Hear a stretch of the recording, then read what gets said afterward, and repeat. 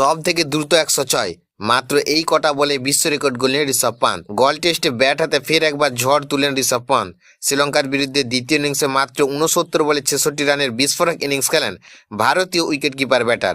তার এই ইনিংসে শুধুমাত্র ভারতকে বড় লিড পেতে সাহায্য করেনি, একই সঙ্গে টেস্ট ক্রিকেটে তৈরি হয়েছে এক ঐতিহাসিক রেকর্ড। দুটি বিশাল ছক্কা হাঁকানোর সঙ্গে সঙ্গে টেস্ট ক্রিকেটে 100টি ছক্কা পূরণ করেন পন্ত, আর এর ফলে প্রথম ভারতীয় ব্যাটার হিসেবে টেস্টে 100 ছক্কার মাইলস্টোন স্পর্শ করলেন তিনি। বিশ্ব ক্রিকেটে পন্তের আগে এই কীর্তি ছিল মাত্র 3 জনের, বেন স্টোক, ব্র্যান্ডন ম্যাককুলাম এবং অ্যাডাম গিলক্রিস্ট। অর্থাৎ বিশ্বের চতুর্থ ব্যাটার হিসেবে এই বিশেষ ক্লাবে প্রবেশ করলেন পন্ত। তবে এখানেই শেষ নয়, 100টি টেস্ট ছক্কা পূরণ করার ক্ষেত্রে নতুন রেকর্ড গড়েছেন তিনি।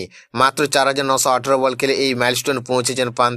এর আগে দ্রুততম 100 টেস্ট ছক্কার রেকর্ড ছিল অ্যাডাম গিলক্রিস্টের দখলে, তিনি 6578 বলে এই কীর্তি গড়েছিল। অর্থাৎ গিলক্রিস্টের চেয়ে অনেক কম বল খেলে ইতিহাস লিখলেন পন্ত। ভারতীয়দের মধ্যে ছক্কার সংখ্যায় পন্তের সবচেয়ে কাছাকাছি রয়েছেন বীরেন্দ্র সেহবাগ, যার টেস্ট ক্যারিয়ারে ছিল 91টি ছক্কা।